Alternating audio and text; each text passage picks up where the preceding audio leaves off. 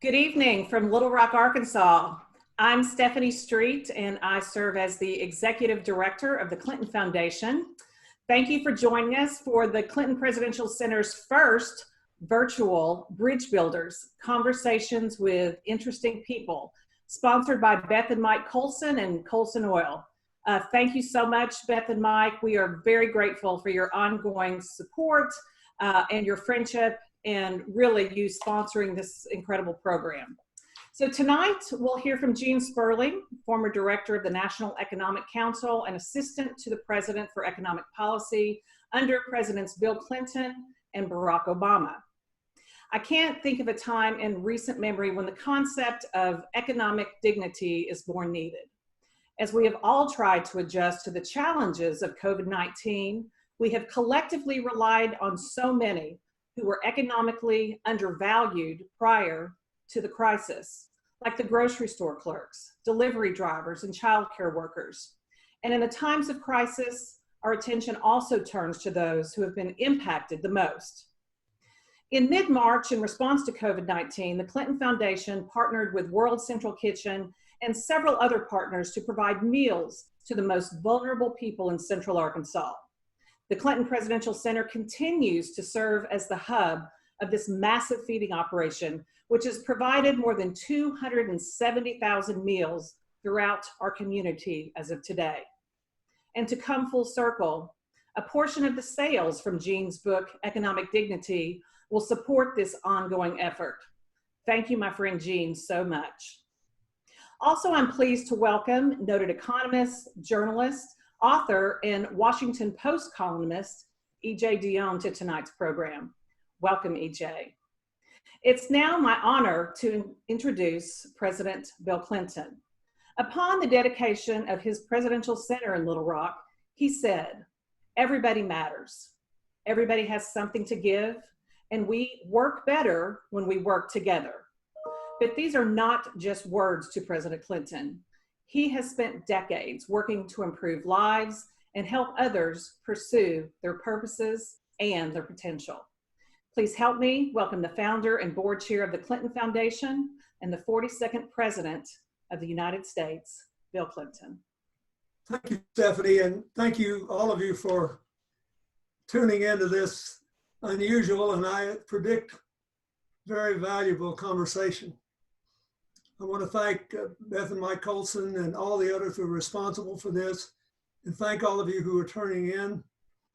And I want to say a special word of thanks to E.J. Dionne for moderating this. I have been reading his columns and books for almost 30 years now. I have always found them enlightening and uplifting. He's a wise, good man, and he's a perfect foil for Gene Sperling. They are two policy wonks with a sense of humor and unbending optimism. So thank you, EJ, for doing this. And finally, let me just say a couple of words about Gene Sperling. You know, he was the head of the National Economic Council under President Obama and when I was president, the only person to hold the job twice. You might say he really created the job, because among the many good ideas that Gene brought when I became president to the national economic debate was that there ought to be a National Economic Council just like the National Security Council that would take all these economic ideas and put them together in a coherent package so they could advance our goal of shared prosperity, shared opportunity, shared empowerment. And now he's put all of that and a lifetime of experience into his wonderful book, Economic Dignity. I'll leave it to him and to EJ to flesh out exactly what economic dignity means, but I have read the book.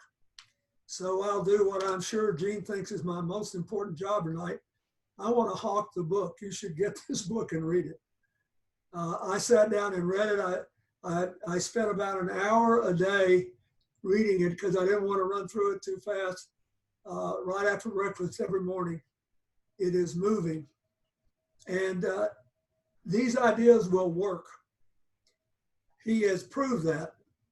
You know, the only period of real broad-based shared income was in the 8 years I served, and in the period when President Obama served, after the shock of the 2008 crash wore off.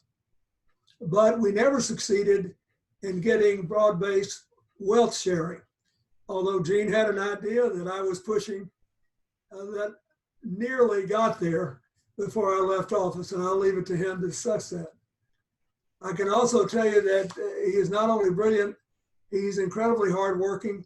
Thank goodness age, marriage, and parenthood have stopped him from violating the minimum hour or the maximum hourly rules for by more than a factor of 2. Hillary came up to Gene one time and said, you know, Gene, you've always got new ideas. I've got a new idea for you. Sleep.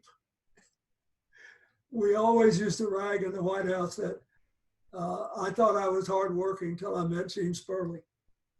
And he's worked for you, every one of you who is participating in this program. And he's given us a great gift in this book.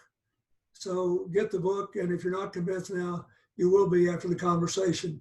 I turn it over to EJ and Gene. Thank you, Mr. President. Thank you, Mr. President. Thanks for those kind words. As I sit here with Gene's book and some notes and a computer here with some of your questions that the listeners have sent in, it reminded me about how I would organize myself for Zoom about one of my favorite moments in the Clinton presidency. And I'm sure, Gene, you remember this, when he walked up to give the 1994 State of the Union address, looked at the teleprompter and said, I'm not at all sure what speech is in the teleprompter tonight, but I hope we can talk about the State of the Union. And President Clinton thought it was the wrong speech in the teleprompter, and he riffed for 10 minutes while his aides, signaled by that line, finally put the right speech in the teleprompter. It caught up with him.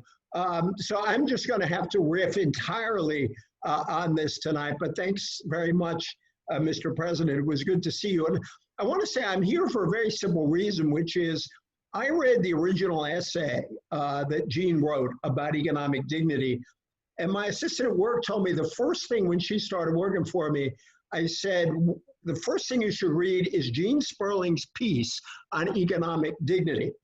Because I thought it was that important. And I wrote a book that came out earlier this year called Code Red, and Gene's ideas about economic dignity are central to my argument of how progressives and moderates can come together. But lest you think this will be a boring conversation about economics, I want to assure you that we will get to topics you might not expect that are in this book. We are going to talk about Steph Curry. We are going to talk about the great country western singer Johnny Paycheck, and we might even get into the philosopher Martha Nussbaum. These are all treats awaiting you in Gene's conversation, but also in the book itself. So let me just ask right at the beginning, Gene, what you had mentioned economic dignity in one of your earlier books. It's an idea that's been percolating in your head for a long time. Why did you decide that this actually should be the driving concept in economic thinking? And why don't you describe, just to put it on the table right at the beginning, what you see as the 3 pillars of economic dignity? Well, thank you for that opportunity, EJ. I'm going to take a commercial timeout, though, and point to EJ Dionne's book, Code Red, where he did kindly talk about my book, but more importantly, he talked about what a unifying vision could be for progressives. So a lot of hawking for my book. Let me hawk for EJ. God bless you, Gene. Thank you.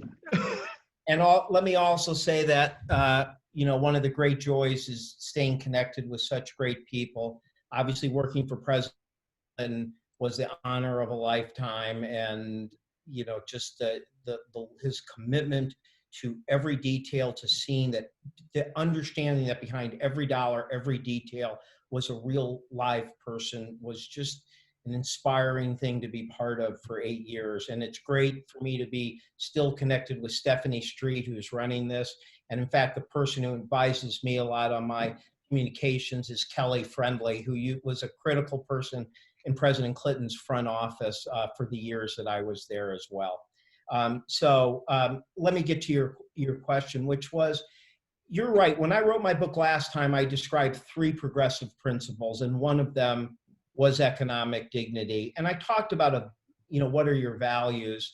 I felt that even more so after the Obama White House, that while I just was so blessed to have worked for people like Mario Cuomo and Bill Clinton and Hillary Clinton and Barack Obama, that despite the conversation we might have, that the economic debate or the way economics is talked about takes our eye off the ball.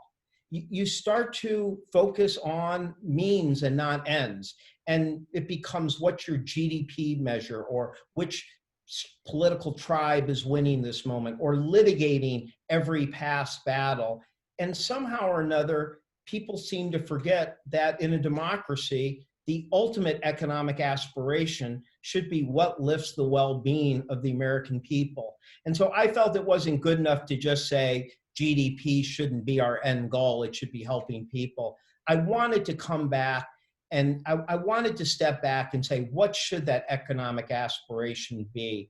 And it really hit me as I thought about it that the concept of dignity and economic dignity was larger, and it's powerful. And it's something President Clinton talked about, and Mario Cuomo talked about in his 1984 speech, and Martin Luther King and Bayard Rustin.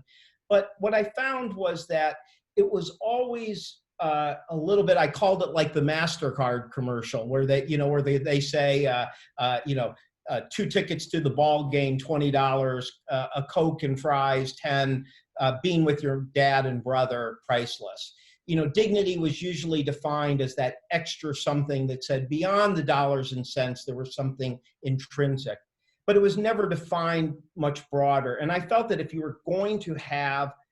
I was going to say that something should be our ultimate North Star, I had to fill that in more. And then I had to discuss what that would mean in various different kinds of policy. And so the 3 pillars that I came up with, which I think are all essential to economic dignity, is first, are we able to not only care for our family, but be there for life's most meaningful and sad and happy, the moments of care that define being a person. And this is a part of our lives in which we have the greatest equality. No matter what you do in life, there's very little that surpasses the birth of a child, the seasons of care, the care for an elder person. And yet, this basic guarantee of dignity is denied repeatedly by economic deprivation. I mean, just to give you some shocking examples, 1 in 8 women are forced economically to come back to their job within a week of a birth, within 1 week. Less than 1 in 10 people who for a living take care of people's children could take a day off paid for their own children. Even something like bereavement leave, when you have the worst tragedy, the worst thing in the world, 4 out of 10 executives could get paid time off to care for their families, only 1 in 5 low-income workers. So the first was not just putting food on the table, but being at the table, being at the bedtime story, being at the bedside for your loved ones. That was my first pillar. Now, EJ, I would say that if you studied, a lot of Democratic list, FDR, different throughout time, a lot of the focus is on that first pillar.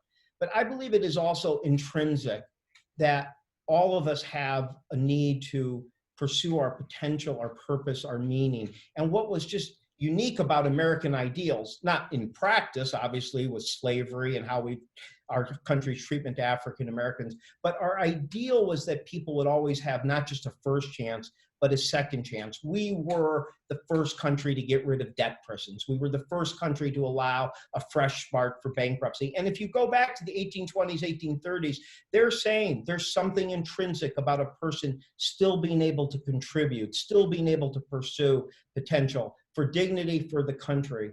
And I think what really hit me as I thought about this was that if you don't have a third pillar, which says that you can contribute economically with respect and without domination and humiliation, then this all crumbles down.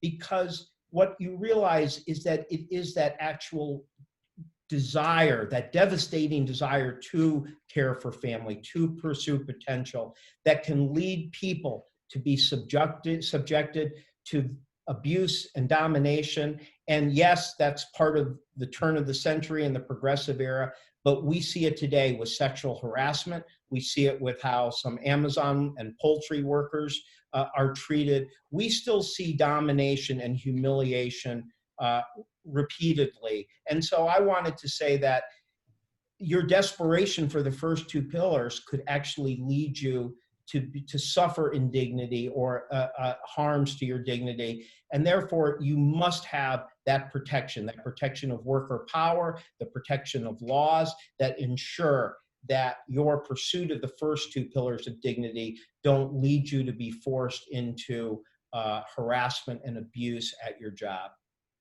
I want to pick up right there where you were in connection with the COVID crisis.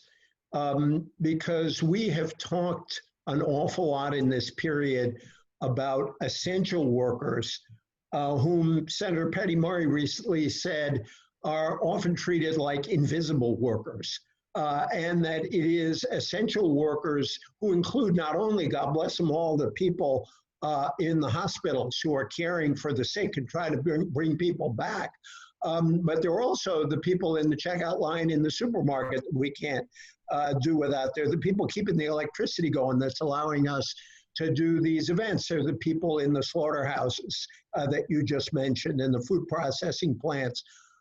Do you see any, what are the chances that our realization because of this crisis that, to use the old FDR term, these forgotten Americans suddenly can't be forgotten anymore? What are the chances that the very ideas of dignity that you are talking about in this book have been dramatized by their situation? How can we, moving forward, sort of speak up for them in ways that may be resonant now in ways that they weren't before? Well, let me make 2 points, and yes, they're both like harking back to the book, but I guess I'm allowed to do that here. One, in my first chapter, I talk about economic metrics and invisibility. And this is important for policymakers, and it goes to Patty Murray's point. It can be too easy.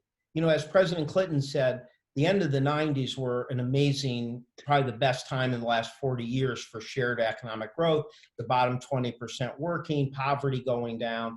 But there's also that notion that you have to look beyond the metrics to how are people being treated, how do they live their lives. And one thing I talk about in the book is the pre-gig workers, a line that Ai-jen Poo, who runs the National Domestic Worker Alliance, appreciates, which is we seem to kind of discover a certain amount of this with the gig economy. There were always those workers. There were, the day that UberX got launched, there were 2 million domestic workers, of which 12% had healthcare and 7% had retirement security. So we have to look at economics and the degree that perhaps it facilitates a degree of invisibility. The second thing from the book that is so relevant to what you said, and I'm so thankful I put in, was I talk a lot in there about Martin Luther King's speech on March 18th to the Memphis sanitation worker strike. I mean, this is such a moving few weeks. He comes there, he packs in 25,000 people into a major church there. And this is after 2 young men, 30 and 36-year-old, are crushed to death by a defective truck that they knew was defective, and their families are left with no compensation. And these African-American 1,300 men go on strike, and King comes there. And of course, the famous line from there is all labor as dignity. But literally, EJ, the sentence that leads up to that, he says, someday our nation will realize that the sanitation worker is as essential as the physician to our public health. And I always felt that that was an ideal line, but boy, this is that moment where what was always true became so tangibly true. But what King also said in that speech was that the recognition of dignity alone without economic treatment of dignity is fairly empty. He even says, what good is it to win the right to sit at an integrated lunch counter if you can't afford to buy your family a meal? Well, this is our moment of truth on that economic dignity, because right now it is very clear that that farm worker, as you say, the delivery worker, the grocery clerk, the nursing assistant, they are absolutely essential, valuable, and they're risking our lives. And there's a lot more willingness to do the applause, which is touching, and the calling them a hero. But at some point, how do we feel as a country that of nursing and home aides, they make 12 to 14 an hour, and 47% of them can't take a day of paid sick leave off, even though they're caring for us. And we see that with the lack of safety. So I think, what I'd like to hope, the president talked about optimism. I would like to think this is a moment of realization. This is a moment of realization of King's value, and that we realize that the applause is beautiful, calling people heroes is beautiful, but it will fall empty if there is not a living wage, if there is not universal health care. And we're even learning that things like universal health care and universal paid sick leave are not only morally right, they're in our own interest. More people go to work sick. You have higher community spread. So we've had glimmers of advancement. In unemployment insurance, right now, for the first time ever, gig workers and domestic workers and drivers are being covered. That's progress. At least half of people now have paid sick leave. Not good enough, but it's a little progress. So the real question, and I mentioned this New York Times article, will this be like the African-American soldiers in World War I and World War II, where as soon as the crisis is over, we go back to treating them horribly or worse? Or will it be a moment where a new President Biden can say, this is our moment. We've seen how valuable all work is, that there's dignity in all work. And there'll be a compact that includes a living wage, universal health care, and a right to organize or have some form of collective voice for every person, no matter what their job.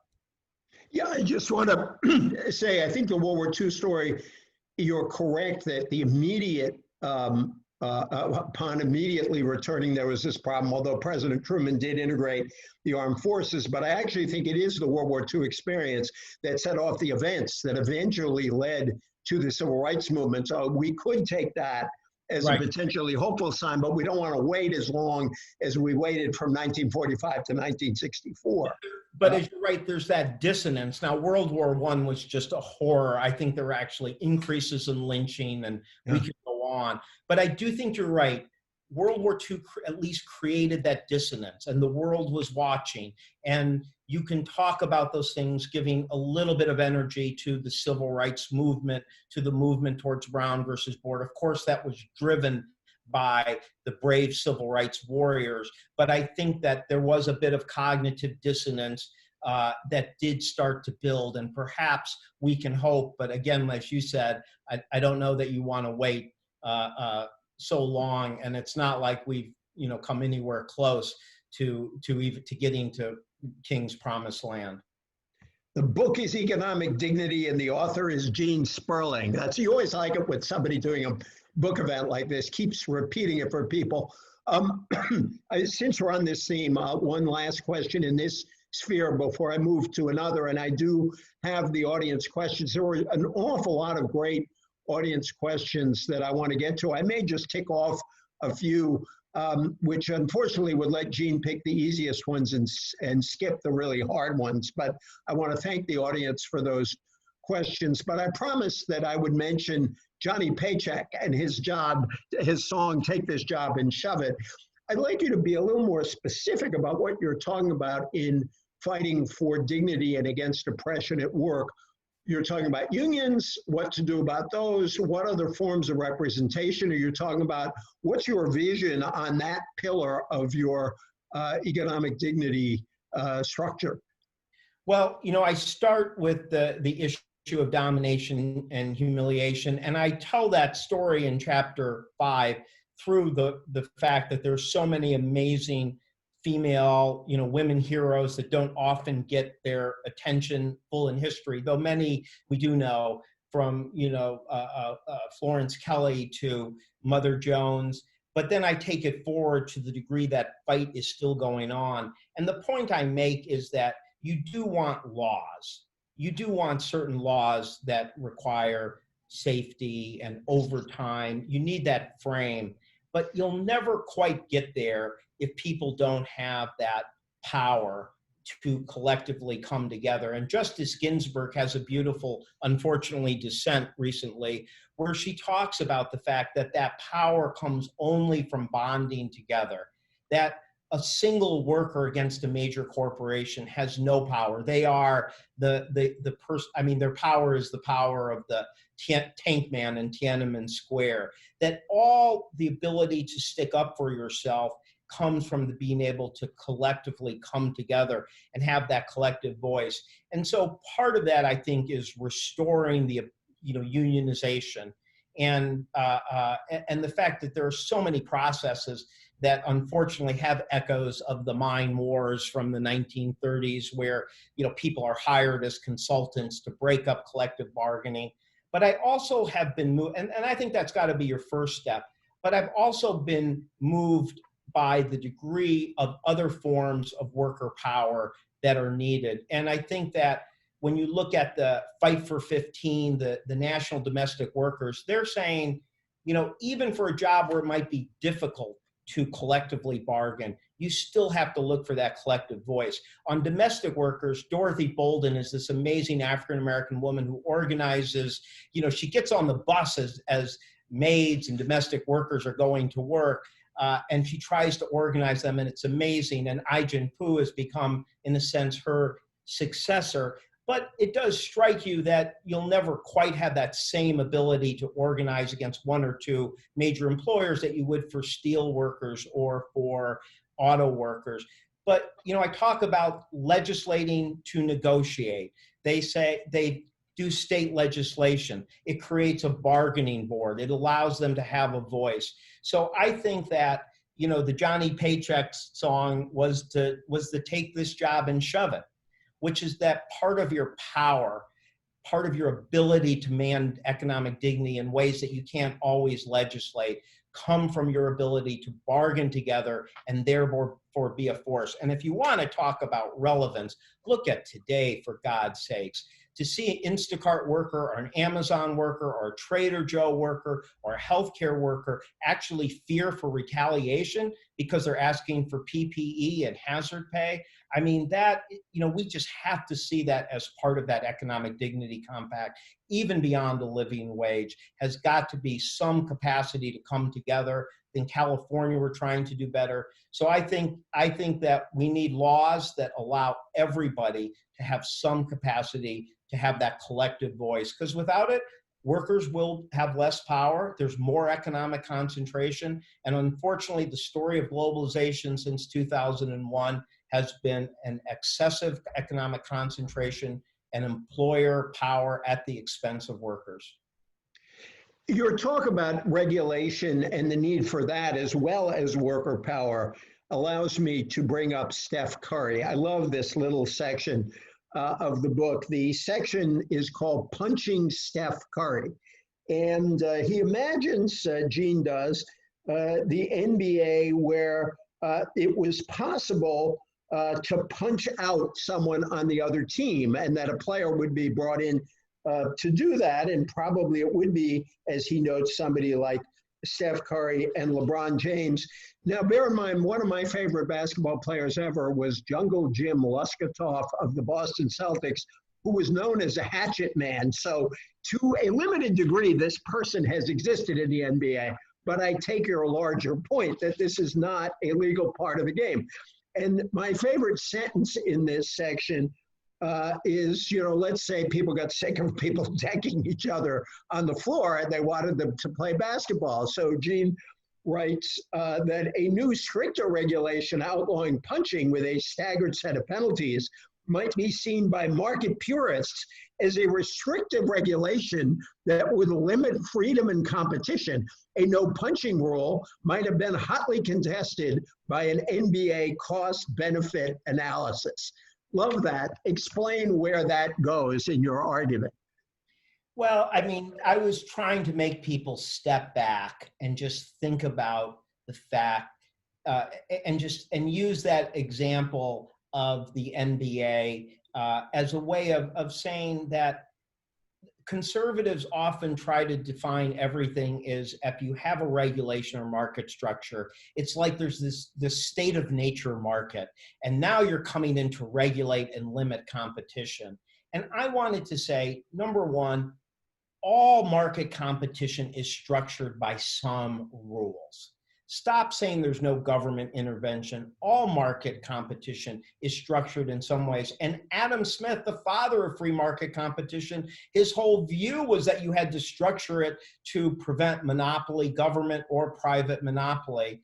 And so I wanted to say, well, look at this. You know, if you have a certain structure and somebody changes it, you'd say, well, now you hurt competition. Well, we know that there's no punching in the NBA. And when we don't have a COVID crisis and it's going on, it's incredibly competitive. People just compete on shooting and three-point shooting and passing and defense. Well, from there, I try to take it to other analogies. And the one I use first is for-profit higher education. This is an industry that would not exist without government. If students couldn't bring their student loans and their Pell Grants to for-profit, there wouldn't even be an industry. And yet, when the Obama administration tried to put some regulations, you would have thought we were ending markets as we know it, the howls, the screams, the amount of lobbying. And I wanted to say that when it comes to that and payday lending, you're not reducing competition. It's a question of how we structure viable, vigorous competition. Do we structure it so that it's a race to the bottom or a race to the top? So on education, if for-profits had to compete not on who could get people through the doors so they could take their Pell Grants and student loans, but they had to compete on who was the best at helping people find new careers, that would be a competition for the high road. That's how we should structure it. And the other point I make, which I do in the NBA example too, is I kind of say, if you were allowed to punch and an NBA player said, I don't believe in that, that's against my values, they would be seen as not a team player, not doing what they have to do. And I think when you have markets that are structured where people can get big profit margins and do well through exploitation and deception, it can actually be hard sometimes for the good guy to come in. And so I say you want to structure markets for the high road, and you want to structure markets so that virtue is rewarded, not punished. And so for me, I did the punching Steph Curry to take people out of that normal, debate where every regulation's anti-competition and make people think about it. I just had an excerpt on that in The Atlantic. And unfortunately, the fact that I started with something as interesting as punching Steph Curry has led to a lot of backhanded compliments that was much more interesting than virtually every memo I had ever written in my life before that. So you got to put punching Steph Curry in every memo you write from now on. Dignity, this resonated for me for so many reasons. It comes out of Catholic social thought, the equal dignity of every person as a child of God. It comes out of the civil rights movement. It's in Dr. King's language. You and I have talked about Senator Sherrod Brown, whom I sort of heard in 2018 make a really powerful case both to African Americans and to some of Trump's voters on the dignity of work, which is a central theme here. But the question is tell us why, it's a two-part question. Tell us why dignity is more than just a slogan. And then talk about the tension between the demand for big vision thinking that really dignity is part of, and that we're hearing a lot in the 2020 campaign on the Democratic side, versus what you can actually do in office. And that when people are elected, there is often a disappointment that you said this in the campaign, but you couldn't get that through the House or the Senate. Talk about what this might look like, and if you want to, relate it to the 2020 campaign itself. Sure. What was interesting to me with dignity was there were a lot of people that spoke powerfully on it. They always have. So this is, when you write a book like this, you're not inventing the phrase dignity. You're trying to flesh it out and give people who want to speak to that a richer view of what it would be like to make it your singular economic objective. And yes, there's so many people who spoke eloquently, from Justice Brennan to Martin Luther King. Bayard Rustin was the main person I found who actually used my two words of economic dignity together. And he's another just amazing hero of the civil rights movement who should get more praise and more mention in the history books than he did. Mario Cuomo says in his famous 1984 speech, he talks about his family and says the struggle for dignity that the pursuit of dignity is a defining American struggle. And then I think, you saw Sherrod Brown making that a theme when we thought he was running for president. You saw Cory Booker do it. Really, Joe Biden has so many times said the following line. I know it from heart. I've heard it so many times. My dad used to say to me, Joey, a person's a person's job isn't just about a paycheck. It's about their dignity. It's about their place in their community. It's about being able to look their kid in the eye and say, it's going to be okay. And so for me, you really have heard that line a lot. That's exactly correct. Unless you have it in front of you there. That's exactly what it was. But what I found was I felt Bayard Rustin was starting to work on a broader definition and combining African-American movement with the unions.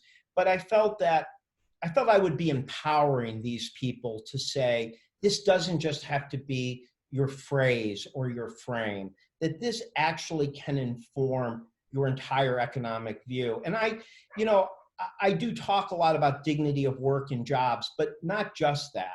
If you look about what we were just talking about, economic dignity is relevant to Elizabeth Warren creating and Obama creating the CFPB. It's about how you're treated as a consumer, how you're treated as a borrower. When you look at big tech today, I draw analogies to the railroads, where you use an essential platform that everybody has to use to dominate with brute force small business owners.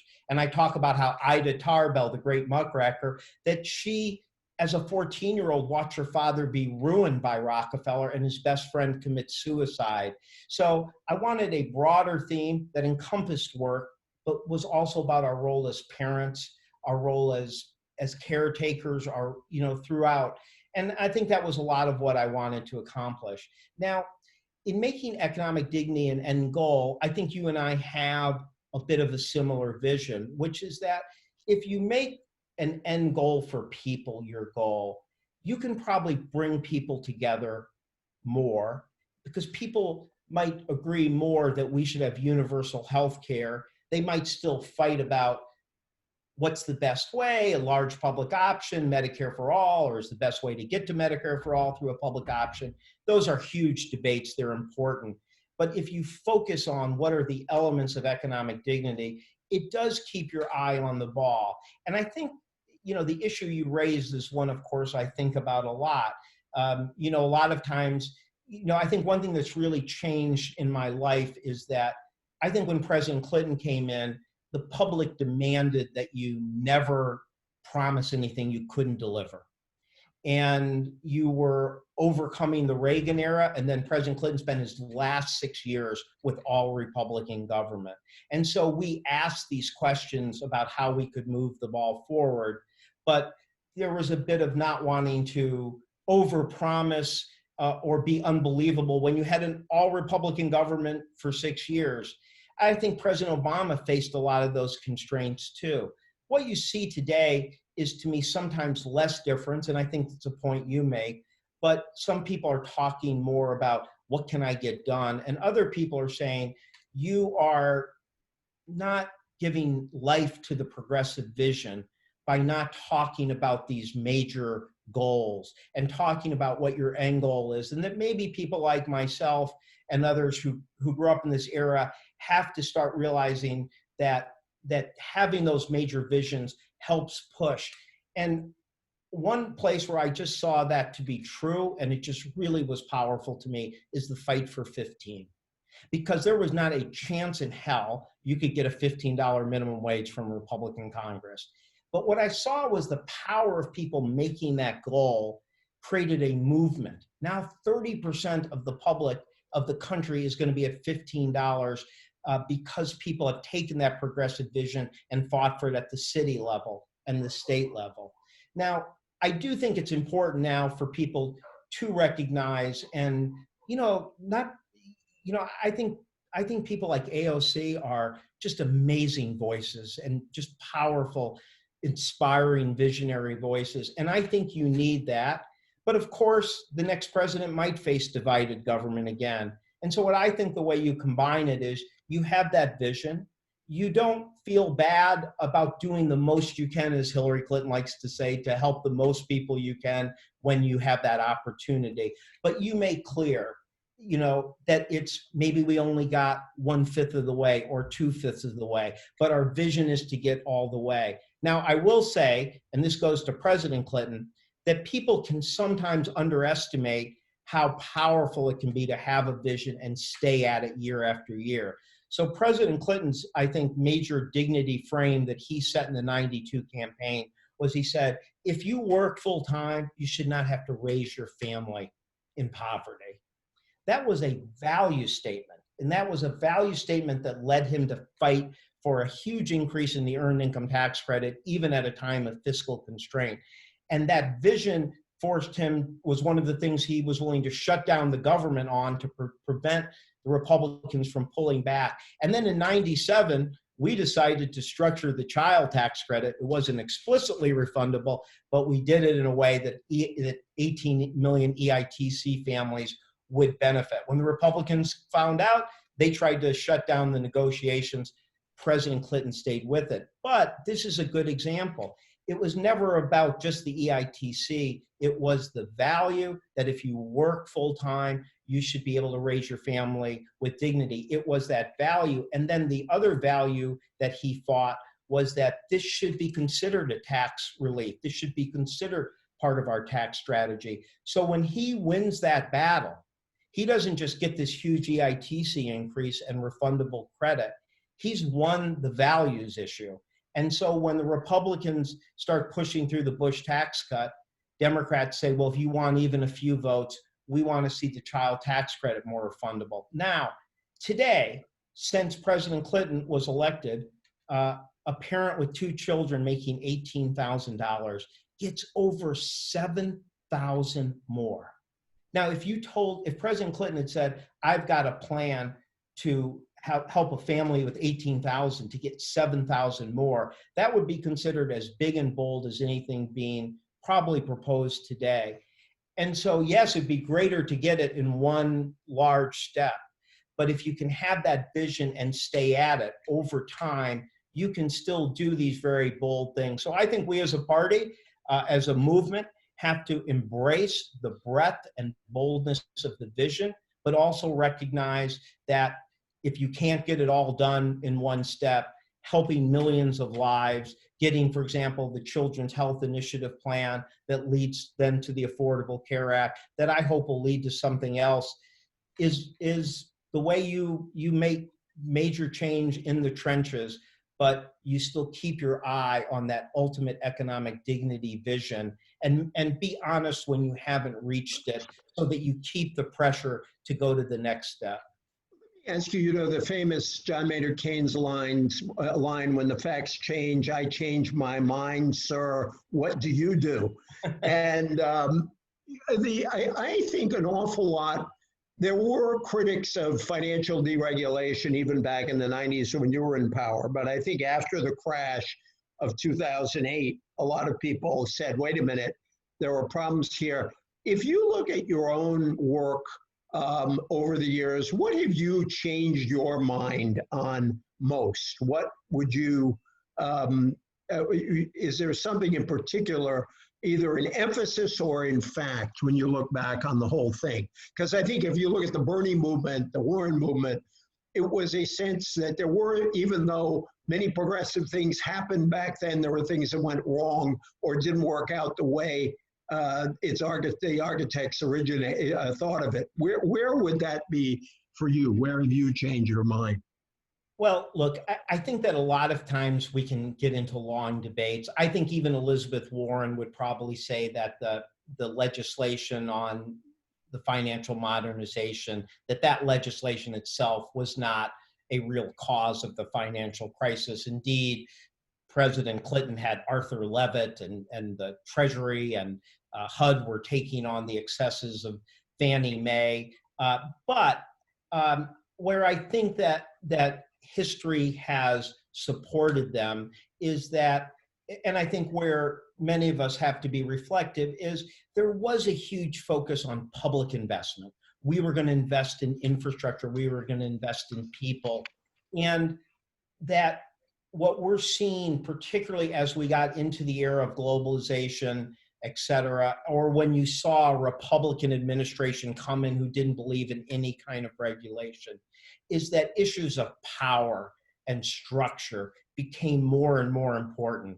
Now, you can have a good faith debate about what you should have known at different times and whether you could have done something different with an all-Republican Congress, and those are fair debates.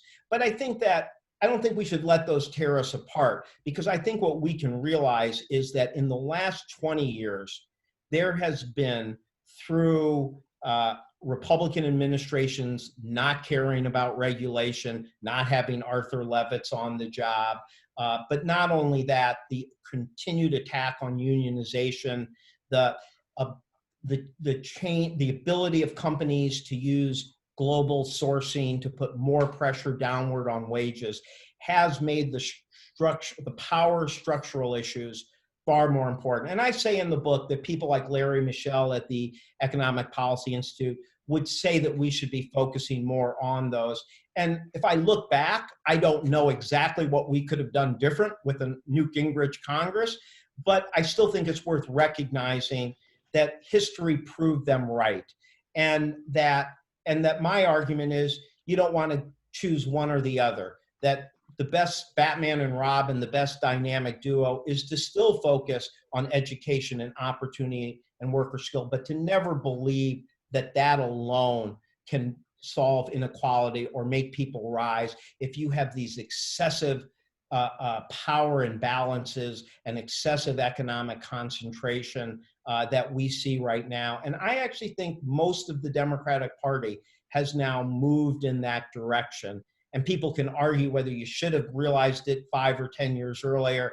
But I think my point would be, we can have those debates, but, take yes for an answer. I think we all realize that whether you should have known something in 93 or 98, the last 20 years have made clear the importance of changing the structure of power. And I think that's going to mean that the next Democratic administration takes on big tech, has a more aggressive antitrust policy, looks at things like non-compete clauses, stops allowing the kind of abuses of worker organizing, and gets behind the more creative organizing for those who can't utilize the traditional union organizing. And I think in some sense, for me, having that third pillar is very much the recognition that you can't have an economic dignity agenda if you do not deal with the issue of power imbalances in the labor force and in our economy at large. The book is Economic Dignity. I apologize, at a certain hour in the evening, I get blue. I'm not blue at all. I'm very happy to be here with Gene Sperling. I'm sorry, I still haven't figured out what happens. I want to go to there are a lot of good questions. There is one that we could probably spend all day on. What would President Clinton do if he were in office during the pandemic?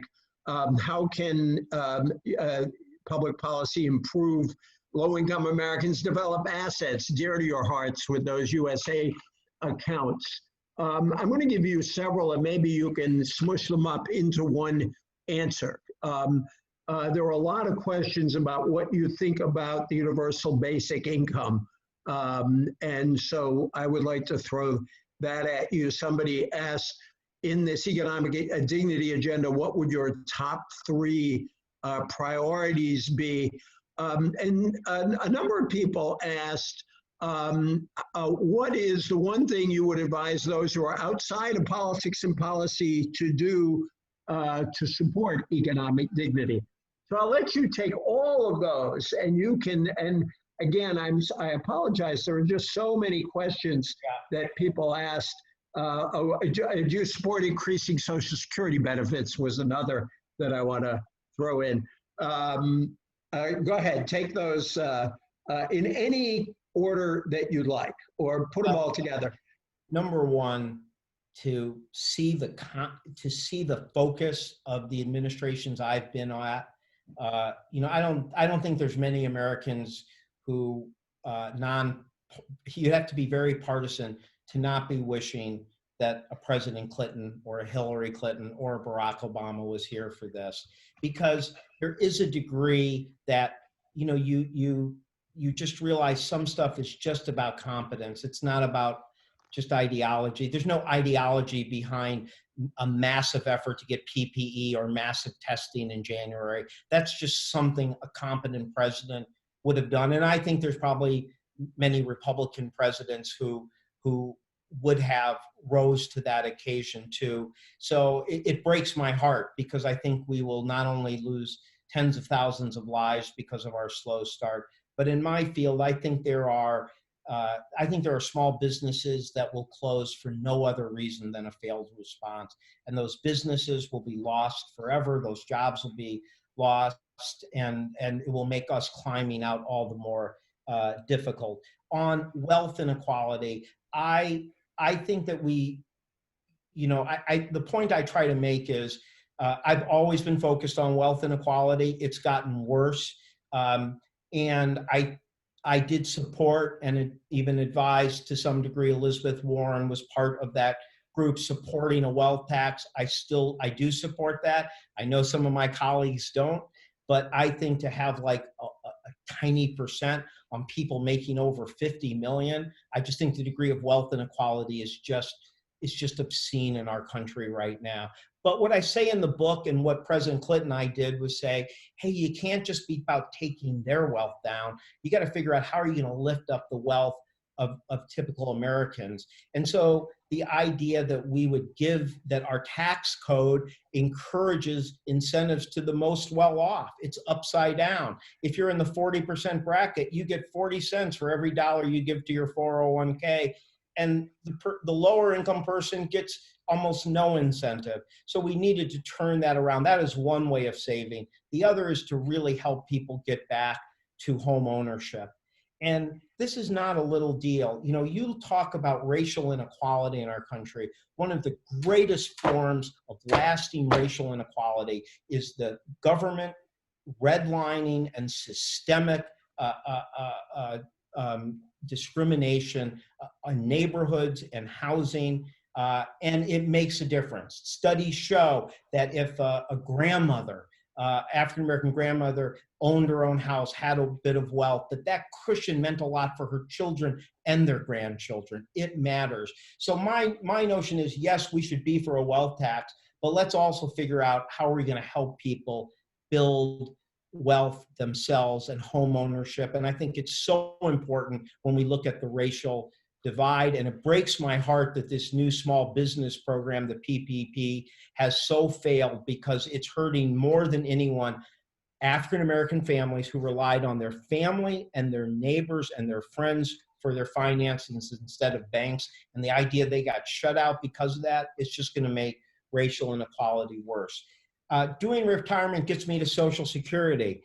I am very happy with the shift in the discussion of Social Security, because I think for most of my 20, 30 years, there just wasn't even a table where anybody was talking about reaching Social Security solvency without some form of balance between revenue and benefits, and you'd protect. But the only time that wasn't the case was Bill Clinton, when we had a surplus, and he said, let's give the whole surplus to have solvency so we don't have to cut benefits. And so I think this new movement where people say, hold it, after the financial crisis, where we've seen that so many people lost their wealth, that we've seen the diminishment of 401ks and pensions, why should we be talking about cutting even a penny from Social Security benefits? Why don't we actually talk about what we can do to increase that? I think that is a positive movement in our dialogue, and I would very much support it. I do not believe in the current environment with so little on pensions or savings for people. We've got to, if anything, strengthen Social Security benefits. And I think you start by asking the most well-off to do their share. But remember, Bob Ball, who was the great Social Security champion, he wasn't afraid to say, maybe everybody else contributes a little too. But it's hard to ask people to contribute until you've made our tax code more progressive, have like a wealth tax. And I guess my last thing that I will say goes to the UBI. I really respect the passion and the values of people who talk about universal basic income. But my book takes a somewhat different approach. I talk about the idea that we should have a universal guarantee of economic dignity. That requires bold programs, but it doesn't require that we spend $3 trillion a year giving E.J. Dionne and Gene Sperling and Bill Clinton, 12 or 14,000 or 20,000 a year. Economic dignity should be there by making sure that when life is hard, that you have a degree of dignity. In our country, losing a job is more painful and harmful than any other advanced country. So what I would say is that and this goes to what my priorities would be, if you ensured that people had a decent living wage, a bigger earned income tax credit, if everybody who worked hard could be making 40, 50, 60,000 a year with healthcare and paid leave. And if we made sure that people could keep that basic dignity no matter what happened, even in the worst moments, that to me is the way you get to universal economic dignity. And I think that if you look at what's happening right now, we can feel that. Yes, the universal checks of $1,200, that's a good device to help people who need it and falling through the cracks. But most times somebody gets a $1,200 check, it's either too little or too big. The big things that matter are getting that unemployment check that covers 100% of your wages so you can support your family, keep the lights on. Or the proposals like Congresswoman Jayapal and Bernie Sanders and Mark Warner have had, where you give money to a company to make sure their idled workers stay on the payroll and have their health care. Those are big and bold. But EJ, we're targeting them to the people who need it most so they can keep their economic dignity. So that's my vision of an economic dignity compact, a kind of guarantee of dignity, regardless of the accidents of life or accidents of the economy. That's the universal standard we want, not just that we gives everybody the same amount, regardless of their need, regardless of their income. It's just a different vision, but I think my vision also is more consistent with the ethic of a compact of contribution, that all of us do want to do our part, and we're okay with that. And most Americans are. They want help. They don't want a punitive standard like the Republicans do, but they'd like a chance to come back and contribute in any way they can. And having the compact have that sense of contribution, but then ensure a degree of economic dignity is my vision for what I would be pushing the next president to do. A New Deal for workers, an economic dignity, a compact. It's nothing radical. The idea that if you work hard, you have health security, paid leave, and the capacity to organize and have a collective worker voice. Those are basic things, and there's no reason that shouldn't be at the top of the next Democratic president's agenda. I'm going to go to the last question. Before I do, I want to acknowledge Karen, who asked about the importance of the EITC. I think you've answered that. Steve asked about a critique of the stimulus package. I think you've begun on that. And I think Peggy gave you a great idea for a website. She said, do you have a way for policymakers to include dignity accounting, just like we've learned to do green accounting to measure the social value of economic dignity. I think you got to work on that, Gene. I think that's an excellent idea. So I will say to her that I put in the book the idea that we should have an economic dignity index and we should look at those things. So I do believe we should try to make our metrics more reflect economic dignity. But I also wanted to say that you can have a vision that keeps your eye on the ball. And the fact that it may have some qualitative element doesn't mean it has to be completely fuzzy. If you define these three pillars and you work through different issues, it can help you so that you don't, again, allow so much economic pain to be invisible. But I still also like the idea of perhaps we could have an economic dignity index. And I mentioned it in the book, and you're inspiring me to now maybe go further on developing what that would look like. And my last word before my last question, I want to honor one of my favorite fictional detectives, Harry Bosch, who said, "Everybody counts or nobody counts." And I think that's really true. So there is, I guess we're the first one, but there will be a tradition in these discussions where the last question is to the guest, which is a call to action to the audience as part of building a bridge to the future. Gene, what is your call to action to the audience tonight? Well, I'm going to get to be not just the first guest, but the first person to quote Immanuel Kant, because I think the recovery right now, the COVID crisis, makes it very relevant. He said that the definition of dignity was that no one should feel that they are being treated purely as a means to someone else's end, that everybody should be treated as an end in themselves. When you see the President of the United States order people to go back to meat and poultry processing, or wants health workers to work but have to wear garbage bags, it is not the fact that they are serving an end, but they are being treated purely as a means. If you treated them as an end in themselves with intrinsic value, you would make sure they have safety. You would make sure they have hazard pay. And what I would say is, look at our own workforces. Don't accept the idea of kind of the Amazon warehouse that treating people as if they have micro efficiency, like was done with cotton growing in the era of slavery, is the right way to treat people. We don't have to accept these things. You know, one of the developments in the economy that's created the most inequality is a whole lot of in-house jobs, cleaning jobs, data jobs, food service jobs. They're now being put out, they're segmented, they're contracted out.